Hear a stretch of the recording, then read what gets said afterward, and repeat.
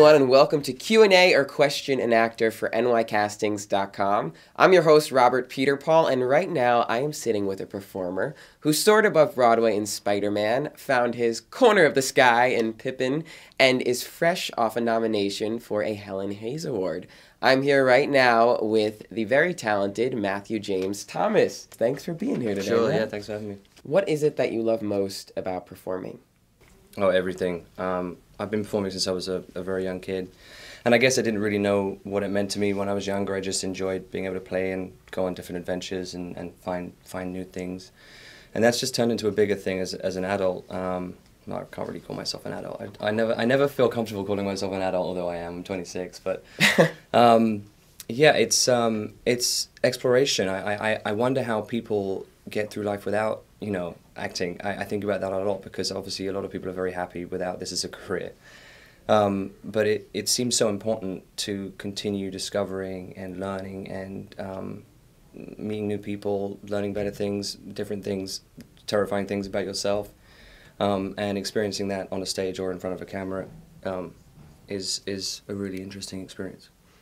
It's cool. And I know they're both very vastly different, but you sing and you act as well. Do you have a favorite? No. No?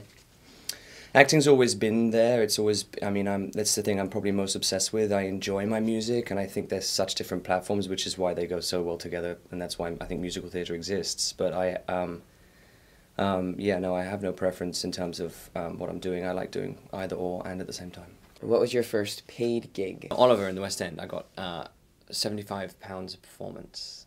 Well, they certainly got a good deal, I would say. Yeah, it was a pretty good deal. But to start out, like, on the West End, paid gig, first thing? I know, yeah, it was extraordinary, and I was, you know, without my parents to help, you know, take me on the train, get me the contact for the agent, get the audition, get me on the train every night, bless my parents, but my mum and dad, Linda and Peter, they would take me on the Chiltern Railways up to London, because we're about 40 miles out of London, and they would come with me every single night. My mum got registered as a chaperone, so she could be with me at all times, and we'd do my homework on the train and then do the performance. It was great. It was such a great adventure for a kid. I'm going to quote you for a second, if you don't mind. 8 shows a week for any show is an impossible task. It really is something that shouldn't be humanly achievable. So I'm wondering what your advice is for achieving it. Wow. I said that? No, I guess I know what I was trying to say when I said that. It's impossible to imagine that you can do a perfect job every time.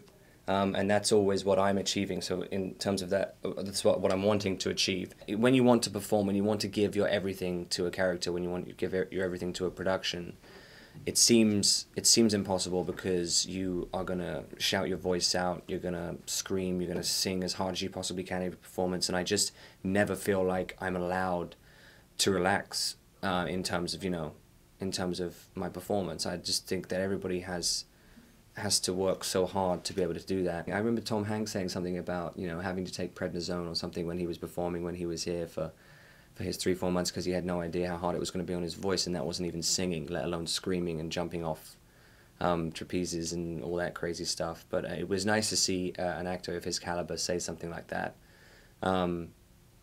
Yeah, it's an impossible thing because it kind of should be. I mean, I guess what that statement was is saying that I think it should feel that way. It should feel like you're doing something that is really, really hard.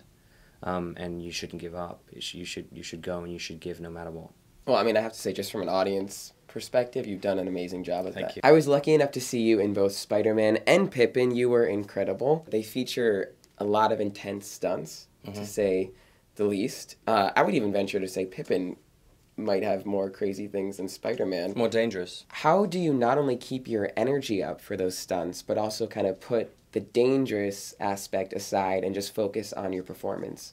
Well, you don't let go of the possible dangers. I think they're very important for your performance. Spider-Man, I could be 1 foot to the left and lose an arm, or I could be 1 foot to the right and not lose an arm and perform a really cool trick in front of an audience. It's always important, I think, to embrace the danger of those things. Spider-Man specifically was about Peter overcoming himself and being able to be a better person, rise above it.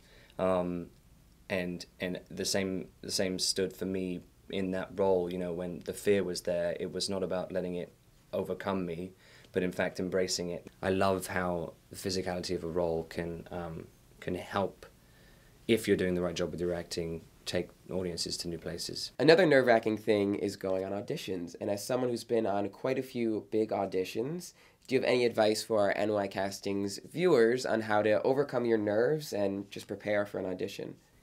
Depends on how much preparation time I'm given, which I think is entirely vital to an actor's performance. And I guess people change and people have different mindsets and how their brains work. Mine works very slowly and thoroughly. So if I have an audition with 2 days to go, there's something in my heart that immediately drops that says you're not going to be able to do this with this amount of time.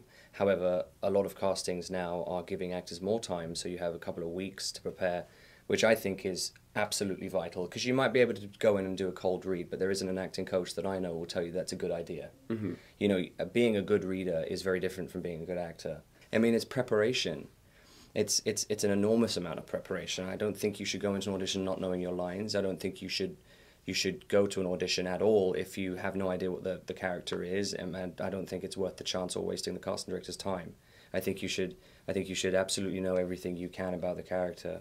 And I've made a couple of discoveries about that in the past, purposefully not studying roles Mm-hmm. to want my own take, you know. And I think, again, that was a mistake, because I then went back and was just like, why didn't I research this more than I possibly could have? Why didn't I know everything about Bob Fosse? Why didn't I know everything about where he came from? Because halfway through the run, I'm standing there thinking, okay, I get it now. Like, he's standing off my shoulder. Mm-hmm. And he's like, thank you. And I'm like, no, thank you. Because this is what I wanted this role to be. And I feel like I've achieved it, and I feel like it has nothing to do with me. You know, you need to do all of the work so you can do nothing. So this next question is from our Q&A viewer, Trisha. She's a huge fan. Hi, Trisha. Oh, really? Hi. Yeah, she's a really big fan. She wants to know if you have any interest in doing kind of a complete 360 and going for that golden age musical. She's done a lot of contemporary stuff. Wow. Which you're great at. 100%. Yeah, I want to be in Singing in the Rain. I want them to do Singing in the Rain again. I like the idea of being in that time machine and going back, and you know, although Pippin's a contemporary show, you know, we had to take from material that was written in the 70s, and it was very interesting because it was about making it current, but really it wasn't about making it current, it was just about making it listenable, which I guess is you know, and something that everybody could see and understand. Well, I think you'll be good no matter what you do. You certainly have a nice contemporary and alternative sound. Speaking of, I can't stop listening to your new single, Days, which is out now. I told you I've been listening to. That's so great. And I mean it. Congratulations. Thank you. I see all over Twitter. Everyone's tweeting about it, which is cool. Nice. So tweet about it. Tweet! But I saw that you worked with the composer Duncan Sheik, Yeah. who also did Spring Awakening. What was that experience like, or how much input did he have? That's, you know, on what we were talking about the acting, that's a very interesting thing to bring Duncan up, because as much as he's a musician and a composer, he is such an incredible mind. You know, I feel like he could be a great director. You know, the way that he sees things, the way he sees the world, what it means to him, how it's affected him, and how he's used it to create his art and his music. And, I mean, he's written a lot of music and continues to do so. I mean, now he's on just, like, Cannibal. He's flying through so much stuff, and he releases stuff all the time. And it's always getting better and more interesting. And not to say that his early work wasn't interesting either, but he's an amazing guy. I'm very lucky to have even had a few moments with him. He's very busy now, working on a couple of shows, including American Psycho. And his own stuff as he continues. I saw that. And do you yourself have any new projects brewing? I know we've mentioned a bunch, but as far as performing, anything you want to share? I would love to. I'd be too nervous to, but there are things in the pipeline at this point. Yeah. As I say, I mean, I don't really believe anything is real, just like buying a house until you've literally moved in. Mm-hmm. And even then, you know, somebody could come and bulldoze it down. So I try not to be too worried about it. There are a couple of options flying around that I'm hoping materialize. I just came back from doing Dinah the musical with Sheryl Crow, Barry Levinson, and Kathleen Marshall. It was a great run at the Signature in DC, and I hope the show comes to town. I think they're thinking about it, or at least trying to make it happen. So for people trying to balance acting, writing, doing various different projects, what is your advice? How do you stay motivated? I was thinking about this last night because I'm halfway through one of the second episodes of this series that I'm trying to create. And And I realized that you cannot censor yourself at all. So you can't be afraid of what someone might think of your writing. I mean, that's a given. But that's very, very hard, because you have to catch yourself at it. You're like, oh, I was writing this scene thinking somebody might think this, or I want this from somebody. It goes both ways.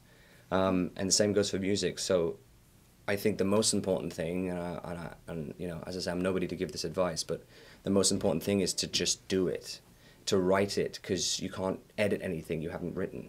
You know, I think people get stuck and they go, oh, I think my idea is crap. Write it out. Write it out and write it out again, and then change it and change it and change it, and then ask what somebody thinks about it. And if they hate it, maybe they hate it because it's really good and you got somewhere in their gut that they didn't necessarily want you to be, you know. Just end on an inspiring note, although I think just listening to you, people are going to be inspired either way. I like to end with this question. So this is for our NYCastings viewers.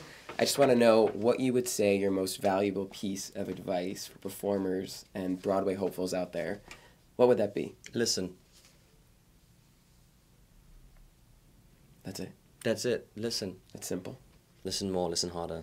You have to listen, because that's the way to finding the truth. Too many people, it's all about saying the words, or being a great actor, or, you know, having the best moves, or having the best voice. And I'm just like, no, people listen. You need to listen to what the other person is saying in the scene, what the scene is saying, what the moment is saying, and also listen to yourself within that moment. Like, really listen to yourself. How does this word make you feel? Don't just say the lines because nobody cares. I think a lot of people especially if you're nervous, if you've not had much time to prepare, or depending on what you're doing, depending on how much the character means to you, the part means to you, the project means to you, how much it means to you to make money, like, no matter what, that stuff has to go out the room. And the best way to make that stuff go out the room, I think, is just to listen to what's happening in the room, in yourself, what the person's saying to you. Really take yourself out of the picture, and that's the best way for me to do it. That's what I do, is I listen. Well, thank you for being here, Matt. Thanks for having me. This is huge. This was a blast. Yeah, you guys got to make sure that you download his new song, Days. Check out all his projects coming up, and follow him on Twitter if you want to shout out your handle. My Twitter is my name, Matthew, 2 T's, J.E. Thomas. We can handle that. So look at him on Twitter. Thank you so much for coming down. Thank you. Thanks for having me. It's been awesome. Yeah. This has been Q&A or Question an Actor for NYCastings.com. I'm Robert Peterpaul, and I hope that you all stay talented. Yeah, I feel like I need hope like that you all stay talented. Stay talented.